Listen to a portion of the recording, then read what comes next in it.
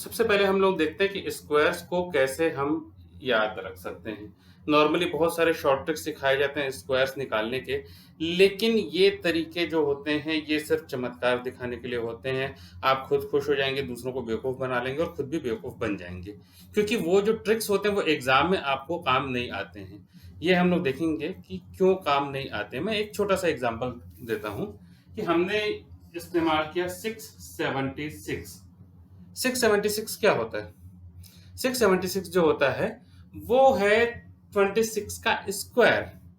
अब आपने 26 का स्क्वायर कैसे निकालना है ये तो आपने देख लिया, लेकिन यदि आपको 676 याद नहीं है, आप इस तरीके से इसका स्क्वायर निकालना तो जानते हैं, लेकिन जब आपको ये नंबर पता होगा और एग्जाम में आपको इसको कैलकुलेट कहीं पर इसका कैलकुलेशन में इस्तेमाल करना है, तब क्या होगा? आप 676 का ये जानते हैं कि ये 26 का स्क्वायर है, तो आप इसको तत्काल लिख सकते हैं 26 इंटू 26, और ये 13 इंटू 2, 13 इंटू 2। अब इसको आप कहीं पर भी कैलकुलेशन में इस्तेमाल कर सकते हैं, लेकिन यदि आपको ये ही याद नहीं है कि 676 एक परफेक्ट स्क्वायर होता है या 676 की क्वालिटी क्या है, तो आप इन चीजों का इस्तेमाल एग्जाम में नहीं कर पाएंगे और यहीं पर आप जो है एग्जाम में बाहर हो जाते हैं। इसलिए हम लोग स्क्वायर्स निकालने का या कोई भी जो नंबर होता है, हम कोशिश ये करते हैं कि हम अधिक से अधिक नंबर्स की प्रॉपर्टीज जो रहते हैं उसको अपने दिमाग में रखें। तो स्क्वायर्स को हम लोग कैसे याद करें, ये बहुत ही इंपॉर्टेंट है। बड़ा सिंपल सा तरीका होता है स्क्वायर्स को याद रखने का।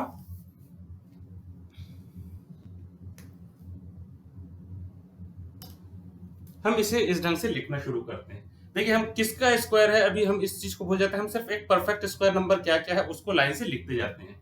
तो 1, 4, 9, 16, 25, 36, 49, 64, 81, 100, 121, 144, 169, 196, 225, 256, 289, 324, 361, 400, 441, 484, 529, 576, और सबसे लास्ट में आता है क्या? 625। ये है 25 का स्क्वायर। अब यहां से हम रिवर्स ऑर्डर में जाएंगे। 676। अब आप देखेंगे लास्ट टू डिजिट जो है 24 का स्क्वायर और 26 का square, last two digit same है। 24 का स्क्वायर है 576 और 26 का स्क्वायर है 676।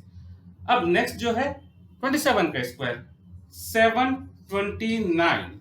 आप देखेंगे 23 का स्क्वायर, इसका जो लास्ट टू डिजिट है, और 27 के स्क्वायर का लास्ट टू डिजिट सेम है। उसके बाद नेक्स्ट आता है 784। अगेन रिपीटेशन, इसी ढंग से आगे बढ़ते जाएंगे हम। 841, 900, 961, 1024, 1089, 1156, 1225, 1296, 1369, 1444, 1521, 1600। सिंपल है, लास्ट टू डिजिट्स पूरे रिपीट होते जा रहे हैं, तो हमको एक्चुअल में क्या करना है, 25 तक का स्क्वायर याद कर लेना है बस। इसके आगे हमारा आसान हो जाता है, लेकिन जितना ज्यादा हम इन नंबर्स को याद रखेंगे उतना हमारे लिए हेल्पफुल है। ठीक है, इसके आगे आप देखेंगे 1681, 1764। यहां से हर बार 100 बढ़ते जाना है हमको, है ना?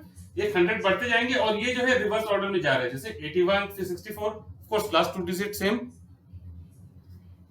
1849, 1936, 2025, 2116, 2209, 2304, 2401, फिर 2500, ये हमारा क्या है 50 का स्क्वायर।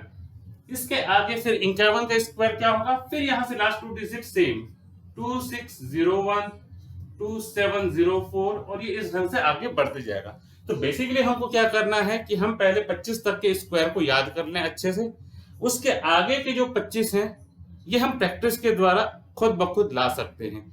लेकिन फिर भी मैं ये कहूंगा कि आप जितना ज्यादा इन नंबर्स की प्रैक्टिस करते हैं उतना ज्यादा आपके लिए ये हेल्पफुल रहता है, क्योंकि आपको एग्जाम में स्क्वायर निकालना नहीं आता। स्क्वायर निकालना बहुत ही कम क्वेश्चन में ऐसा आता है, जबकि उन स्क्वायर्स को किसी कैलकुलेशन में इस्तेमाल करना ये कहीं ज्यादा आता है। इसलिए जब आप उस नंबर की क्वालिटी याद रखेंगे, कोई भी नंबर देख जैसे आपने 1444 देखा, आपको देखते ही याद आना चाहिए कि ये 38 का स्क्वायर है।